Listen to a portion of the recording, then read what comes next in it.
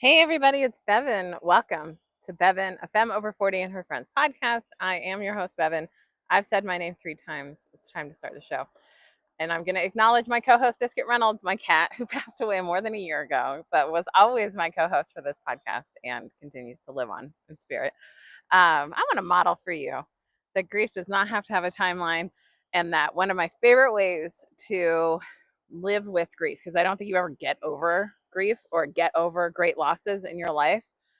And let us all also remember it's not just about death, it's about loss and change of any kind. There's lots of grief I think people are still having about the state of the world and the difference. I don't know. There's lots to grieve about, but I want to just talk about how grief is a joy practice.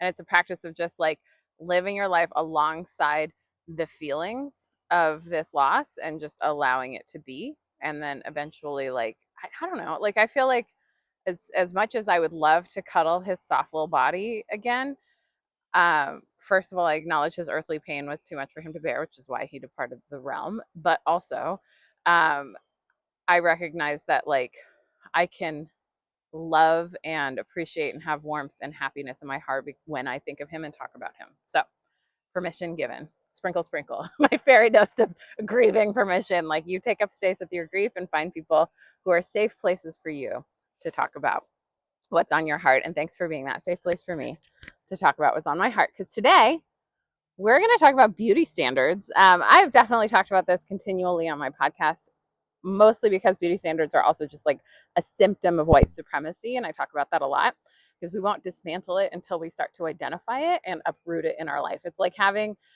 a bunch of unwanted plants growing in the garden of your life is like these standards, these ideas of like how you're supposed to look in order to be valuable in our culture. And I have been in the game of dismantling this uh, consciously since 2002. 2002, I kind of fell in with the right group of friends who introduced me to fat liberation and fat activism, which is just the idea that fat people shouldn't be marginalized or oppressed just because of our body size.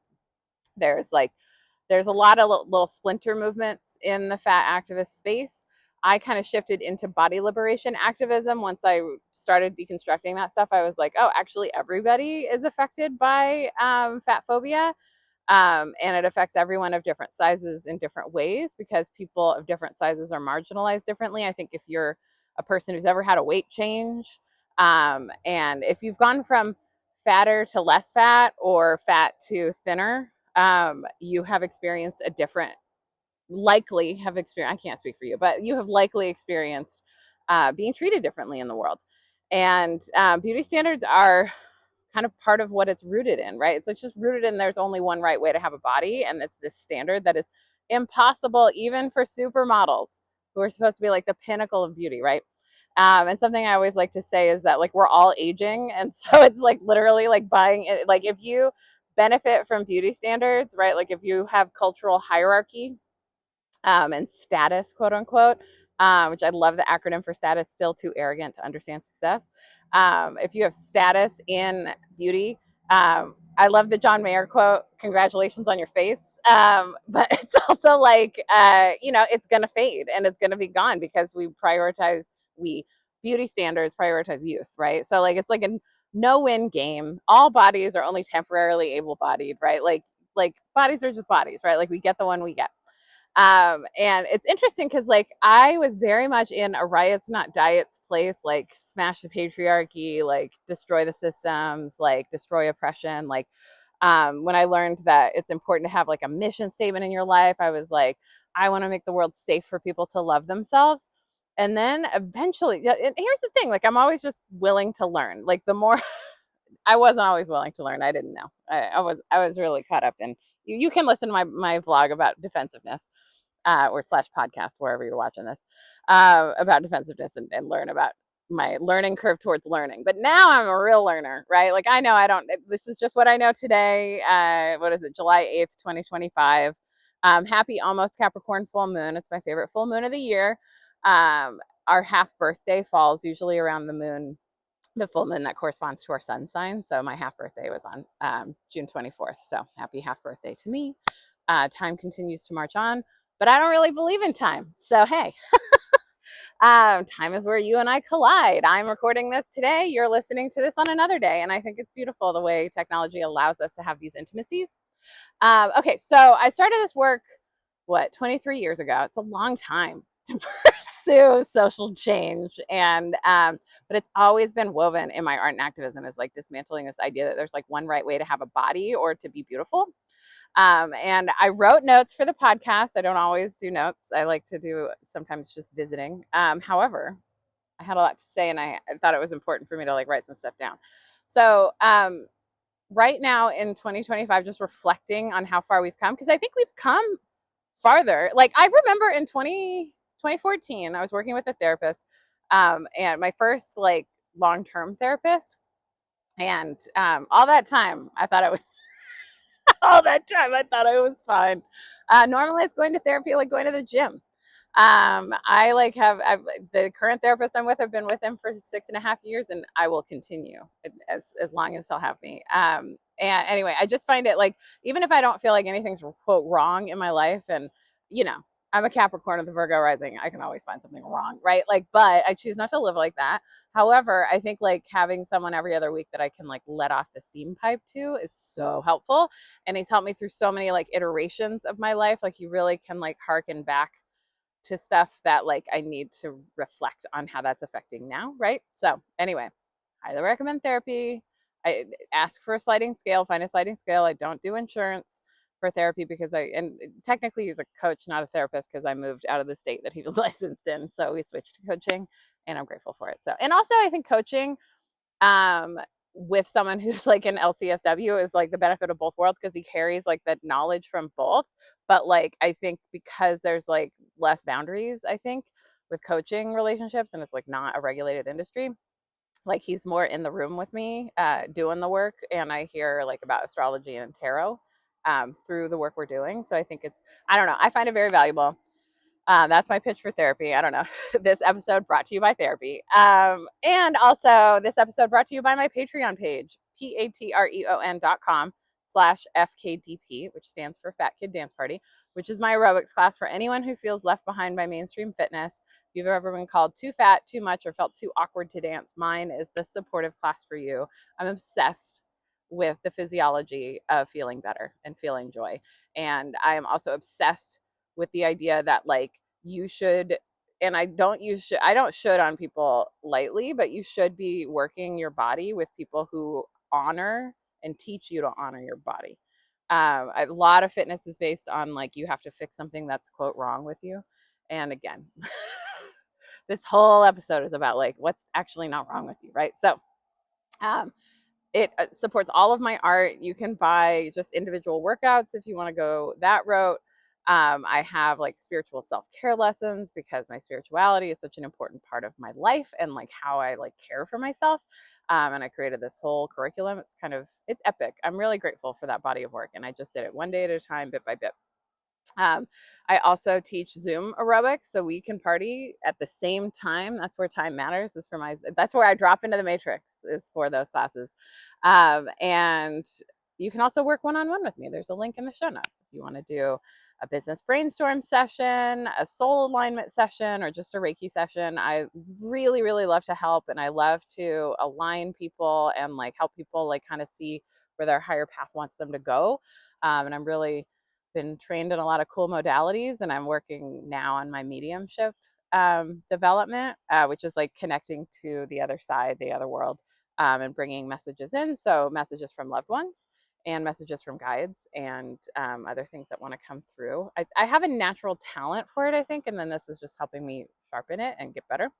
And during my mediumship development training, I got the topic for this podcast from my grandmother, actually. So anyway, it was interesting because she said like you need to take credit for your work, and I was like, what does she mean? And so as I like meditated on that, I was like, oh, okay, let's reflect on beauty standards and how they've changed over the past few years. And like, listen, I'm not taking credit for anything like, shifting culture on a massive way. I am David and Goliath, right? Like, but there's a lot of Davids and like that one Goliath. And so like everyone working to dismantle the idea that there's only one right way to have a body, that there's only one right way to be beautiful. Like that is a team effort. And that is just something I talk about all the time, is just how much we need each other in order to change the world. So I started this work. I've gone through the arc. I've done a lot of episodes about like my arc of like what I've done with activism. I have two kinds of bug spray going, and yes, still. So let's see. Let's look at the notes. Okay. I was telling that therapist in 2014. Oh, my ADHD pops. I also didn't take my focus medicine today.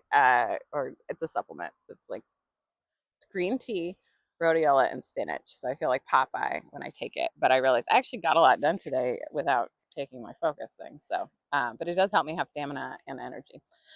Okay, so in 2014, I reflected to my therapist, I cannot believe body positivity is a mainstream thing now and people are talking about this on TV. Like, it was just not in my consciousness. I didn't think that was going to happen so soon. And then also, also gay marriage. I didn't think gay marriage was going to be a thing in my lifetime. I thought I was never going to get to marry the person I love. And then marriage equality happened. So, hey, hopefully we get to keep that. These times are unpredictable. I'm not worried about it. But I think culture is the war we're winning, and culture is one of the most important things. I was reading Tyler Henry's a psychic. He's a young psychic. He's in his 20s. And he, in his second book, he talks about like, I've always been curious, like what his experience was coming out as gay versus coming out as psychic. And he finally answered the question in the question part of his book. And he said actually coming out was not a big deal as gay, because will and grace was already a thing. So people had like a cultural um, idea for it. Like it just existed. And the psychic thing was a lot harder because there just wasn't as much culture around being psychic and kind of, I don't know, I hate the word normal, but normalizing it, in the way like people get, it's really different to be the first person who comes out as non-binary to a person versus like someone who's had like multiple friends and family come out as non-binary, or someone who has like consumed a lot of culture where there are non-binary protagonists, right? Like the switch from just living in the she, her, he, him paradigm to like a multiple pronoun life is something that not everyone takes graciously. And my one liner about that, about when people come out to you of anything, like disclose any part of themselves that's vulnerable, thank you for sharing that with me. Believe them. You know what I mean? Like, it doesn't matter. It's not going to affect you whether your friend is non-binary enough or not enough, but non-binary or not, or gay or not, or, right? Like, just believe them and love them. That's all that people ever really want. It's just for you to believe them. And it's also true, like when Melissa Fabello has been on this podcast. She's a friend of mine, and she's a really smart person. And I love the way she talks about allyship, because she's a thin person working kind of like in and around body liberation. And she said, like, she got a good question in her Q&A box or whatever, about like, what do you, like, I'm a thin tattoo artist, and sometimes fat people are really fat shaming to themselves, like how should I interact with this? And she's like, listen, you cannot like argue with people about their experience of oppression, and like, like just believe them and be kind, and maybe just be like, have the one liner of like, there's no wrong way to have a body, like all bodies are safe here, something like that. And I actually have a dear friend who I worked with in the body liberation movement, like early on in the aughts, which was 20 years ago now, which is nuts. And she had a thin partner who was actually the one that got her into body liberation and fat liberation. And just like, she had never had the consciousness of like her body was fine the way it was. And anyway, so I believe strongly like all bodies are good bodies. And I used to be like, riots, not diets, and like really like dismantle the system, until I realized the most important and influential work is actually the inside out work. If we want to dismantle hoarder billionaires, we need to satisfy within ourselves the not enough disease, because that's really what it is. Because you only need, I learned this statistic a few years ago before inflation.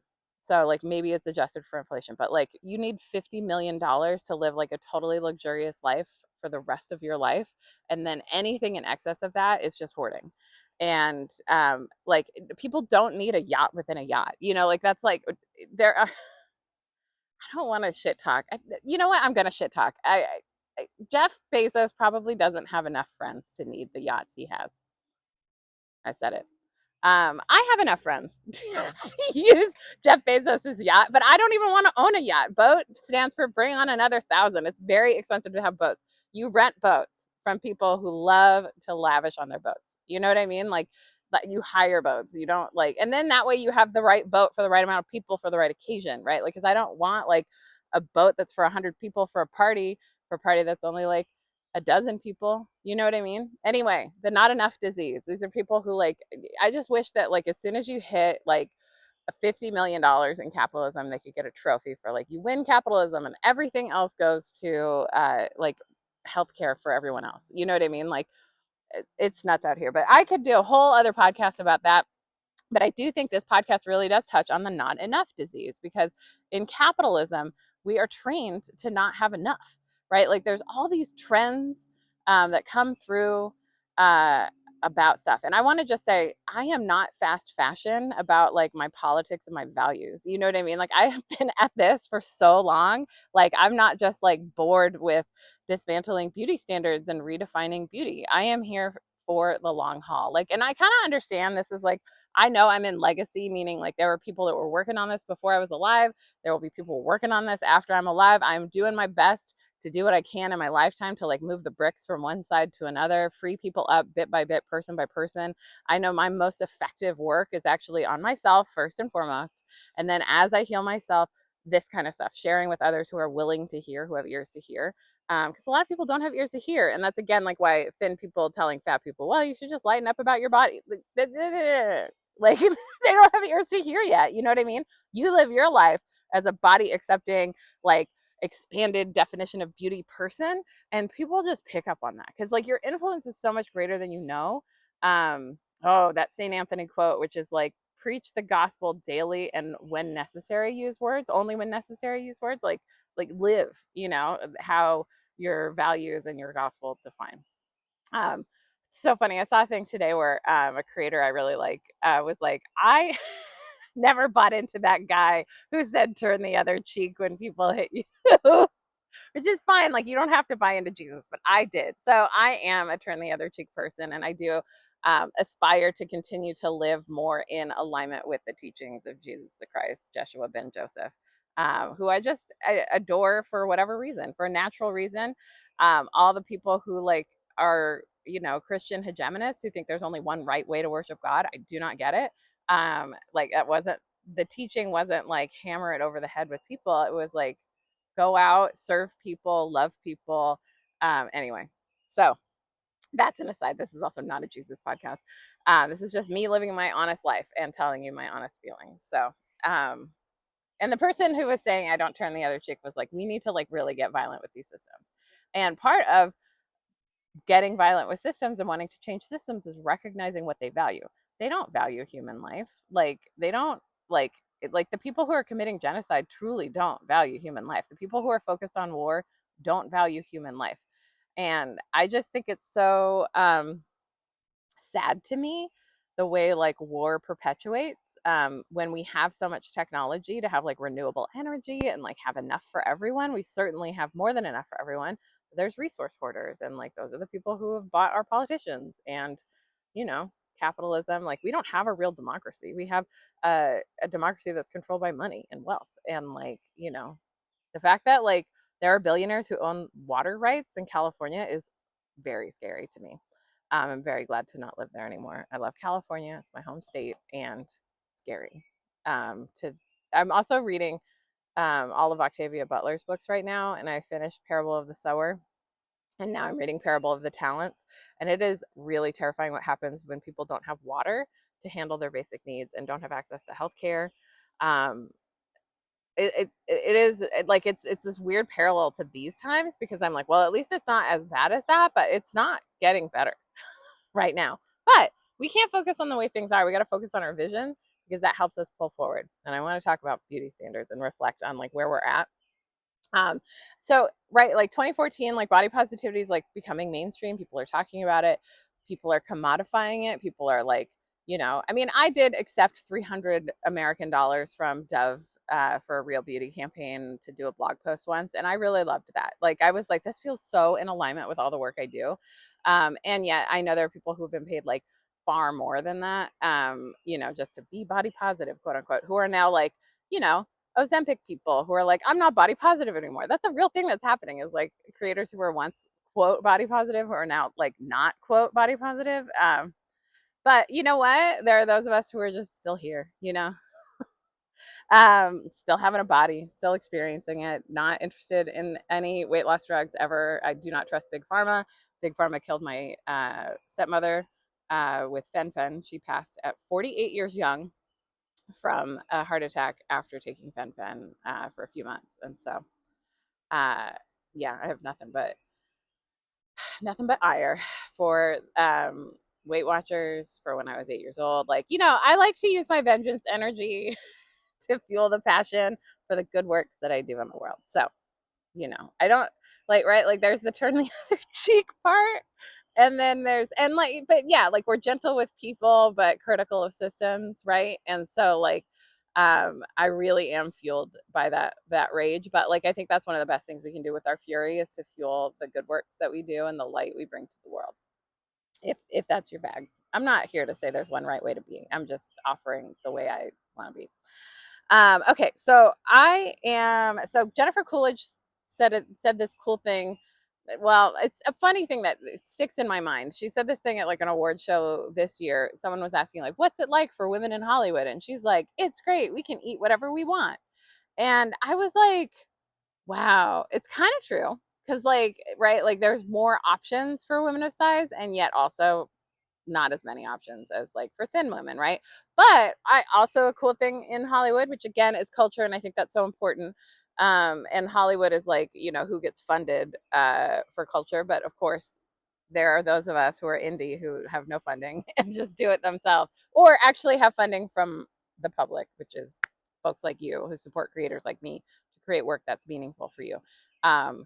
Truly, only if I got like maybe 40 more members on my Patreon who are paying members, I think I could not have to do any other hustles, which would be so great. And yet I hustle away because I must, and I do my best to just live as frugally as I can, because I don't want to keep buying into stuff from capitalism, the never enough disease, right? So I receive, and I'm open to however I'm going to partner in the world to make the world better. Shrug. But anyway, so Hollywood has more roles for older actresses. I'm kind of loving that there's like more and more like women in their 50s, 60s, 70s, 80s, 90s making art, like, and being like having roles written for them that was very different than how things were 20 years ago. So I feel like beauty standards have like moved in that way, thanks to many creators who like, are like, yeah, let's make more roles. And the same is true with more representation for people of color. And that only comes because of like, public demanding it, and like there being an audience for that, right? So like, just remember that your attention is currency too. We all have our time, talent, and treasure. So like our time is what we, like if you're not paying for a thing, your attention is the commodity. Just remember that. But like as we consume more things and have more things available with like actresses and actors of color and stuff like that, like people like things are getting more diverse, and that is great because that means like beauty standards are expanding, right? But and also there's this like kind of flip flop that we've had from like body positivity to the Ozempidemic, and like I have 5 good friends who have used Ozempic, and there's only one that I haven't checked in with about like the use of Ozempic and like what were your side effects and how did it feel. But all 4 of the other people had massive side effects to the uh to the end that 3 of those 4 have stopped taking it. Massive side effects, and like they didn't die. I've had many friends, including a lover, die of after stomach amputation surgery, aka weight loss surgery. So like I'm really sus about these kinds of things, right? So um I just want to say, like, I don't buy into that stuff. I just think that like your weight is not a problem. Health at every size is science, and you should fire your doctor and find a doctor that wants to treat you as a human, a whole human, and not constantly focus on weight and weight loss. A lot of our quote unquote excess weight these days is because of our genetics. Like 90% of it is genetics, because our fat ancestors who could survive harsh winters are the reason why our genetics were carried forward, right? So like there's that. And then there's also like fast food, right? Like only in America do we have fast food restaurants and fast weight loss clinics, right? So, but again, and also I was looking up how much are these industries. I looked them up today because I'm always wanting to get up on the numbers. So, um, the weight loss industry in America in 2023 was a $90 billion industry. That's just America. That's not the world. And I know that I have a worldwide audience. So, hi, everybody worldwide. I'm glad you're here. And it's forecast, the weight loss industry forecast to grow 8% per year, which means more and more people pursuing weight loss goals and spending money on that. The cosmetic surgery industry in America, which I have already recorded a podcast about plastic surgery and I haven't yet published it. I was really like in my head about like what's going to be the 200th podcast. And so then when my grandmother gave me the idea for this podcast, I was like, oh yeah, this is the 200th episode. So plastic surgery podcast to come soon. My thoughts on plastic surgery. I think we need to be more transparent about that in our culture. But the cosmetic surgery industry in America is worth $16.73 billion in 2023, forecast to grow 4.3%. And the cosmetics and beauty industry globally in 2023, this is, I don't know why I went to global, but it was like the stats I could find, is worth $335.95 billion in 2024. That's a lot of our global resources being pushed towards ways of people making themselves more beautiful. Now, do I buy cosmetics? Yes, I do.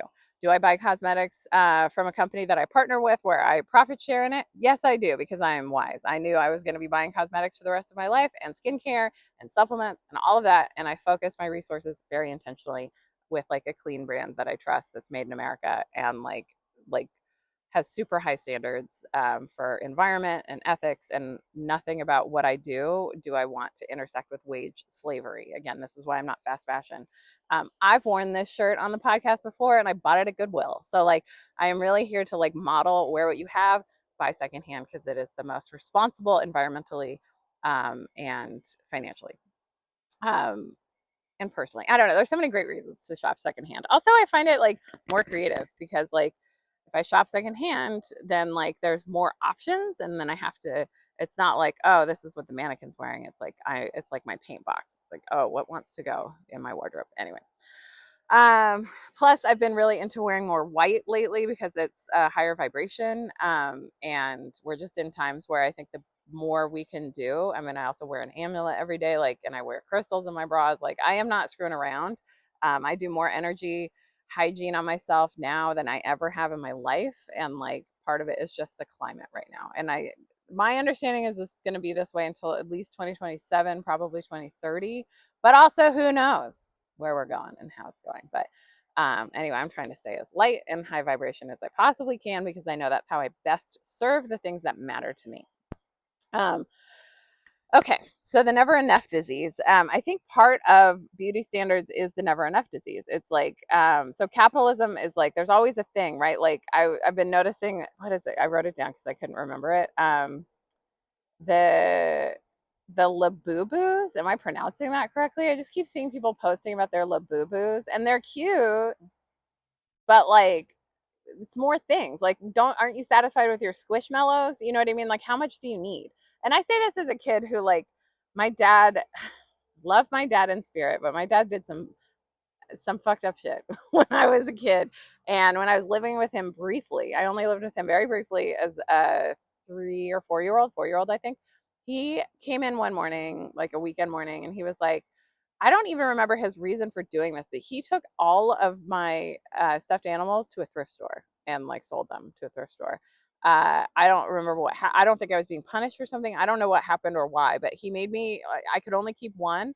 So I kept one that I thought was important to my mom, which like I now regret because it wasn't important to her. It turns out like I should have kept the one that was important to me.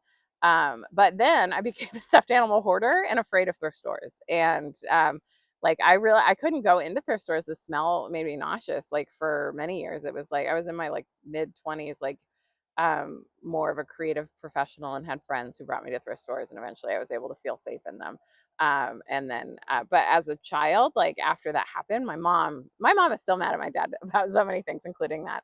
And my mom like just supported me. Like I would get so many stuffed animals. I had this giant pile, which like, if that delights you, I want you to live out your delights. But like, again, I just think it's like more stuff, right? Like it's just stuff to collect and to get. And I do know collections. Like, listen, everything's a balance. You don't have to live like me.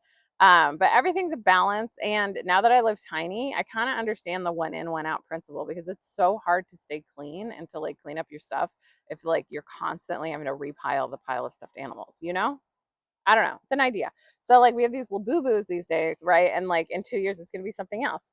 And then also like, what's up with the new cups, the new sippy cups? I don't get it. Like I'm still drinking out of my Yeti cups. I thought those were the thing. Like those were the thing like 6 years. I got my Yeti cups like 6 years ago. They're marvelous. They last forever. They're like the perfect kind of cup because they are so durable. And I also still have one of my Tervises, which like at one point I probably had 3 or 4, and I definitely downsized when I moved into my tiny place. I live in an RV now, for those of you who don't know, which is living tiny. And so I have my one Dollywood Tervis still, which I love, and I take it on trips with me because it's a lot. Like if I'm flying somewhere, it's very light instead of the heavy metal Tervis. So I take Dollywood Tervis with me still. But like, right, like we have all these like weird trends when it comes to sippy cups, right? Like I just think that's so bonkers. And there's like this other brand that like one of the Mormon moms I follow is hawking, and I don't even know what it's called.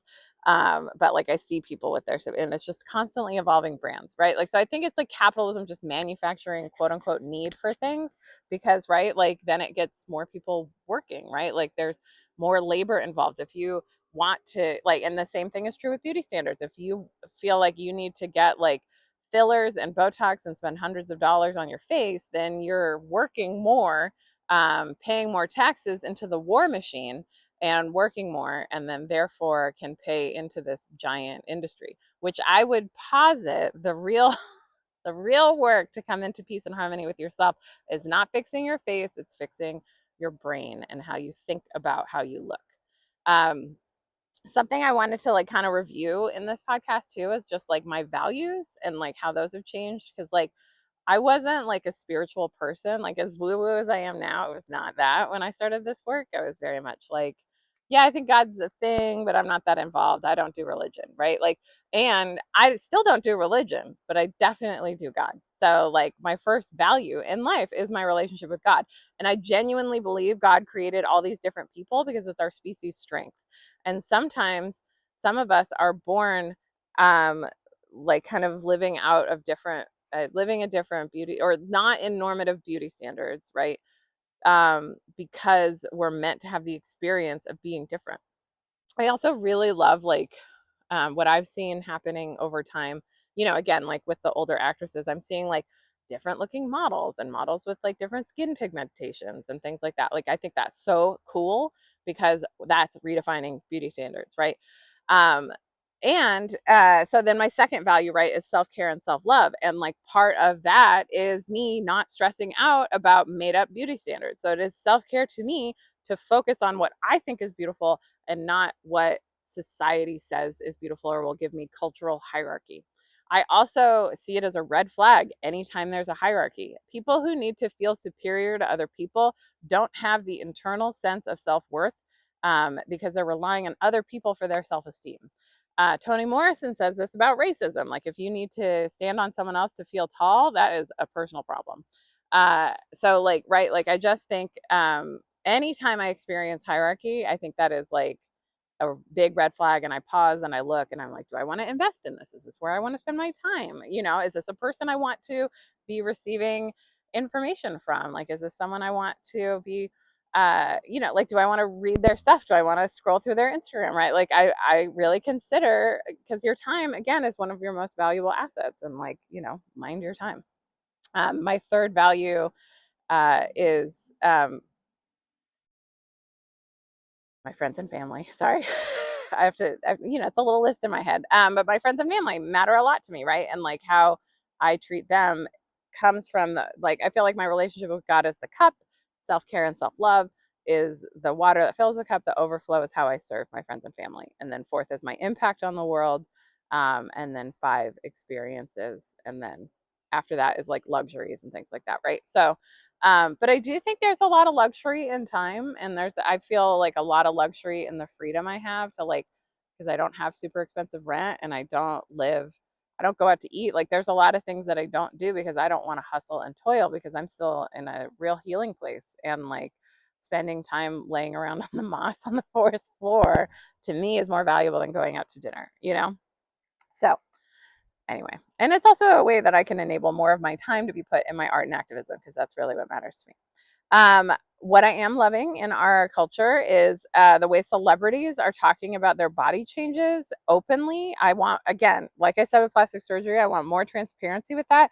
Lizzo just did an interesting post about like, it was like there was a before and after picture. I was like again, and for those of you listening to this, not looking at my face, I describe it as me like sitting my neck back and like looking suspiciously side eye at like what's happening in front of me. I'm like Lizzo, but like Lizzo has like been invested in diet culture before. Like she's shilled for Weight Watchers. Like Lizzo is not a saint for fat activism, and nor does she actually identify, I think, as a fat activist. She just simply says like, fat girls should jiggle. But so she talks about her weight change, and she's like, people want to say it's Ozempic. It's not. Like I'm doing personal training and lymphatic massage every week, and I have a personal chef and a nutritionist, and like I think at least one other practitioner, acupuncture probably, but it was at least 5 practitioners. And I have noticed every time there's been a lot of male celebrities too, which I think is cool, like that men are doing this too, like who have talked about like their bodies that they've changed for roles and things they needed to do.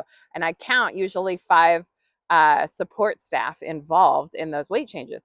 And it's just really incredible how much resources are required and how many people are required in order to create a weight change or a quote sculpted body. And like, again, I think the ideal weight is like the weight you are in living a life you actually enjoy. So, oh, and also she attributed it also like putting in animal protein in her diet because she was vegan before. And so like, right, like I just and I want everyone to have body autonomy. And again, we're critical of systems and gentle with people. And so again, like anyone who chooses a weight loss path, I'm not judging you. Like I am critical of the system that makes you think that you need weight loss in order to feel valuable and for that to be enough for you. But like I know so many people who have had a weight change in their life, like many sadly because of cancer. My friend, may she rest in power, Candy Kane, this incredible blues singer, who was fat. I think she passed in 2016. She said on stage, she battled cancer for a long time, and she said on stage, I would not recommend the cancer diet. And also like I had another friend, Heather McAllister, who passed in, I want to say it was 2008 or 2007. And I think 2007. And she said being fat saved her life. Like when she was in chemo for her ovarian cancer, I think she had 4 years from diagnosis to death. But like her being fat saved her life, like during chemo. So right, like so people have weight change. This is why you never comment on people's body changes. Like you never know the hornet's nest you're stepping into and how hard it is for people. I had a big weight change during when my first fiance and I broke up. It was possibly one of the harder times of my life. There's a couple that have been harder, but I lost a lot of weight because I couldn't eat because I was so nauseous, because I was so upset and sad and hurt and angry and all of those things, right? So anytime someone would non-pliment me about my weight change, I was like, yeah, I had a really horrible breakup, and like would just like make it uncomfortable for them because it was an uncomfortable comment that those people were making. So again, don't non-pliment people about weight change. Like it's none of your business. Like if someone wants to talk to you about their weight loss or their diet, they will talk to you about it. And people who are dieting are usually so obsessed with it because it requires so much of your attention to do that kind of stuff. So, and again, I'm not saying like don't change your weight if that's what you want, like I would say like, um, I make I do so much for my body right now. And like in the plastic surgery podcast, I talk about all the stuff I've been taking. And it's like, it's kind of baffling to me that my weight hasn't changed because I've been doing so much, but like, it's not like I'm doing it for weight change. I'm doing it for health and longevity and stamina so that I can like continue to live vibrantly, and also because healthcare is so expensive, I'd rather like getting more expensive daily. I would much rather like spend the money on like supplementation and like and the time on movement so that I can stay healthy. Because I also don't have time to get sick. I don't have the money or time to get sick. Okay, so people talking about their teams, how much it takes. Let's see. Okay, so I think uh, okay, so when you want a new face or a new body, I've kind of already said this, but I'm going to say it clear because I wrote the note about it. If you want a new face or a new body, it's relatable, right? A lot of people have wanted that. I wanted that for so long. I wanted my body to change. Oh God, I really thought that would solve everything. And I know so many people who've had a body change where it did not solve anything. And like in fact, like they like everywhere you go, there you are. You know what I mean? You like pull a geographic, you move, you still have the same problems. You're just running from them, right? So it's another way of, I think, running from the problem of like, what are your beauty standards and how do you want to live? Okay, I think in these times, we're abandoning cultural beauty standards. We're abandoning the need to know how it all works. I've been watching the Dallas Cowboys cheerleaders show on Netflix. And I've actually been learning some of their choreography because the way they dance is with their curves, and I find that very relatable as a fat aerobics instructor. I'm like, oh, how can we use our curves? And of course, like I can't, as in like I'm not physically able to. I'm not the athlete that many of those women are. Or all of those women are, right? Like, but I am pretty athletic actually, for a fat woman in her 40s. And but like a lot of those moves are not accessible to me, but I'm very good at taking choreography and like simplifying it, slowing it down. So I've been learning some of their moves. And it's so funny because like I did like just one move and I was really careful to like balance it because they don't intentionally balance at all. Like these women are leaving their time with the Dallas Cowboys cheerleaders and like going off and having to have like 6 hip surgeries and multiple foot surgeries and things like that, right? Like from like the abuse they put their bodies through during their tenure and barely getting paid for it. And like I did this like this I studied like this one like move, and then I was like my hips hurt the next day, like, and I had stretched, you know what I mean? Like I just was like, this is nuts, like, but I find it fascinating, and I'm like, I'm always a take what you like and leave the rest, babe. But they did talk a lot about eating disorders on episode 2 of season 1. And they talked about like the body standards that they have, and like she like Kellyanne, who has a shih tzu named Maisie, and I had a shih tzu named Macy, so like I have a lot of, and she's a dance professional, all these things we have in common.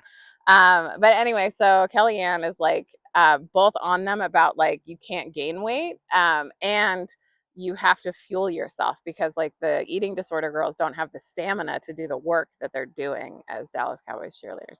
It's a very fascinating mind fuck that they're in. And in one of the episodes, some of the alumni were talking about like, I don't know what's going on in my life. I don't know like what's next for me. So many of these girls like are getting married and like have careers, and like I just don't have a next step right now. And I wish I could go back to the time when I decided to go to law school. For those of you who don't know, I used to be an attorney. I practiced for about 15 years and I had like $100,000 of student loan debt, which is like way more expensive to go to law school now. And I got into that because I didn't know what to do with my life and I was too afraid of uncertainty. I'd never been taught how to deal with uncertainty.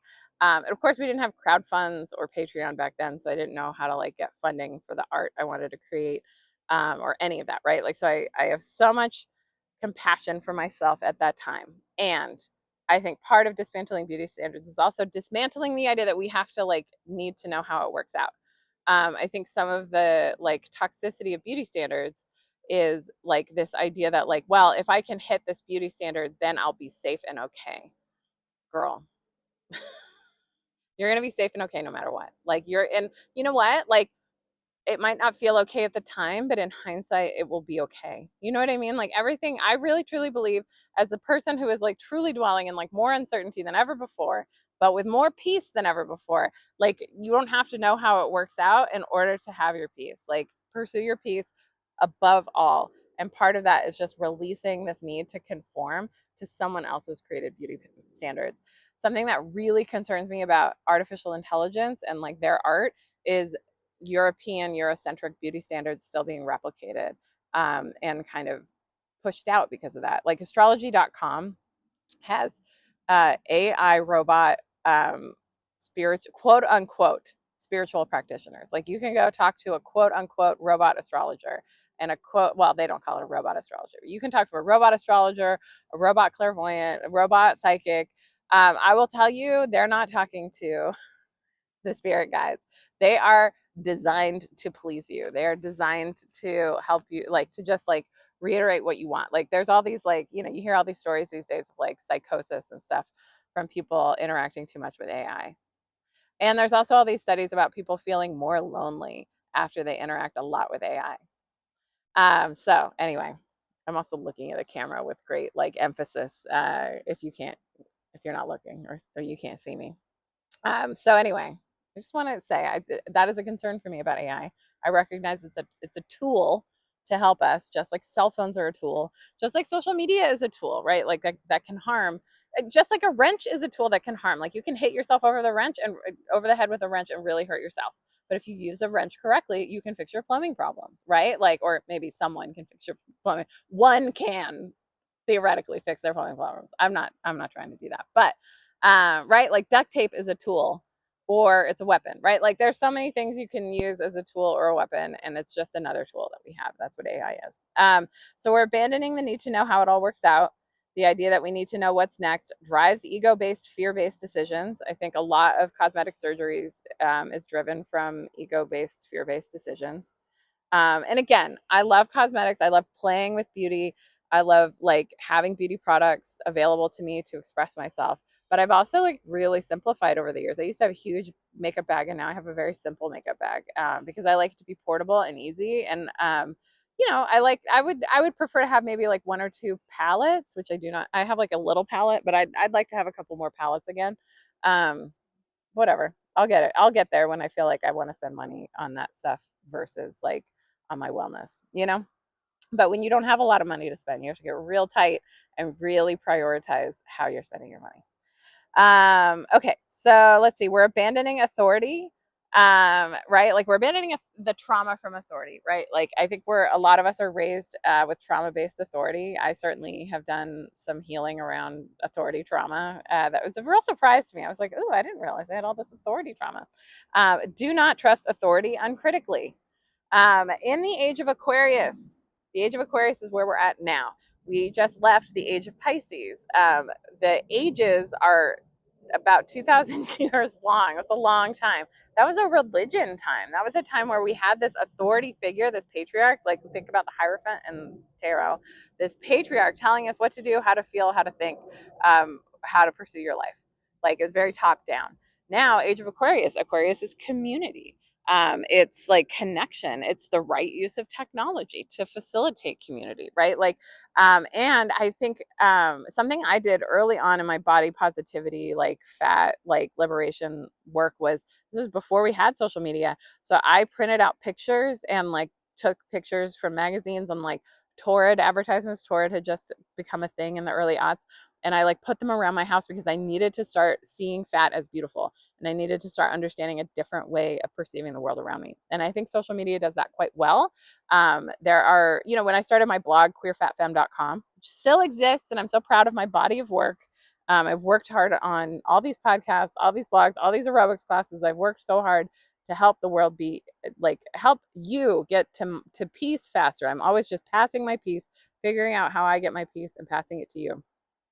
And in that, like, I think there's now, like, I did queerfatfemme.com because there just wasn't like famous queer fat femmes out there like talking, and I wasn't like trying to be famous. I was just trying to be a resource, talking about who they are and how they are. But now with social media, there's like it's a democratization of media. So you don't need to have some big Hollywood backer to get famous and to be out in public. You can simply cultivate a relationship with fans directly, right? And so like there are so many people showing you all these different ways to be a bad bitch and to be beautiful, right? Like, so this is what we have now. So we're now critically thinking about authority, right? When someone's trying to come in with authority, we're saying we don't have kings here. Anyway, I'm so checked out of Instagram. Like I was so clued out. I was like, why are people talking about kings? Like, I was like, what? And so I was just so clued out. And so eventually I figured it out. But like, anyway, I was very tapped out about Instagram for a while. Now I'm like on Instagram for like 10 minutes a day, 15 minutes a day, because Brandy Carlisle's on a European tour and I just want to see what she's posting and I miss it. I genuinely wish I could have been at her Paris show. Oh my God, to see Brandy Carlisle at all would be such a treat. But to see Brandy Carlisle in Paris on 7/7, oh, one of my favorite dates. That would have been so great. But I'm glad she was performing in Paris on 7/7. I've also wanted to see Dead and Company on 7/7. That hasn't yet happened. But I trust someday I'm going to get to see one of my favorite bands or favorite performers on 7/7. It will all happen. Okay. Now, we don't take something away without putting something in. The universe loves a vacuum. And when you're removing an addiction, you have to come up with something else that you're going to do, or removing a habit that doesn't serve you, whatever, right? You have to put in something that serves you. So now, is everything beautiful? I don't think so. I don't think war is beautiful. I think there are a lot of ugly people out there who do ugly things and that makes them ugly, or who say ugly things, right? People who are yelling and like, having that vibration of just like such negativity and like want to like hold you my friend was just telling me a story about someone like trying to hold her captive while she's like yelling and ranting and raving. And she's like, this energy really affects my blood sugar. I gotta go. I'm really like in a battling moment, like I gotta go. I can't. I can't. I just gotta go. So I don't think that's pretty, right? Like, so I'm just thinking about all the things that are beautiful. Like, I think nature is so beautiful. I think diversity is beautiful. I think that love and kindness and caring is beautiful. I think that community is beautiful. I think that like people showing up as their imperfect, magical selves is beautiful. I don't think body odor is beautiful. I'm just gonna say that. I know, like, I'm sure body odor is like a tool of the patriarchy too, but like also, I can't do it. I just need, oh my God, like gross smelling things. I can't. I can't. I'm a dog sitter, and when a dog smells really doggy, it's so hard. I want to love. I want to love from a pure place. And with like an older dog, you're not supposed to, like, I wouldn't wash them without the owners. Anyway, so bad smells really like, it's hard for me. Hard, hard, hard. But I work on expanding my beauty standards all the time. And like, what is beautiful, right? Like, focus. Flowers are beautiful. Oh my God. This time of year, I can really spiral up from some flowers. I have to say, it's one of my favorite things about my healing journey is like the moment where I was able to work on my thought life enough that like I see beautiful things in nature and that helps me spiral up. Yeah, it's good. I think perseverance over productivity is where we're going. I think creating over consuming, by far and large, create more than you consume as much as you possibly can. And connection over criticism or judgment. Like, those, again, I think are ugly thoughts, right? Like, and I don't not judge. I was already shit talking Jeff Bezos in this podcast. Like, I judge and I try hard to not be in a judgment loop because like I find the more I'm judging others, the more I'm judging myself. But the more compassion I have for others, the more compassion I have for myself. And like, I'm sure like there's a reason why he's just never feeling like it's enough, And like, I mean, also, again, imagine having everyone's wish list and everyone's address and like choosing not to be Santa Claus and like all this money. I can't. I can't. Anyway, I don't get it, but I'm here to hopefully get some stuff that help you. I hope this podcast was helpful. If you have questions or comments, please shoot me a note, fatkiddanceparty@gmail.com. If you have questions you want me to address on a future podcast episode, I would love to create content that is helpful for you. One of my favorite podcasters is Queen Herbie, and they took one of my questions recently and said my name twice on their podcast, and I felt so good. And so I want to pass that on to you if that would matter to you. So please send me questions. And also, sometimes it feels like I'm creating in the void.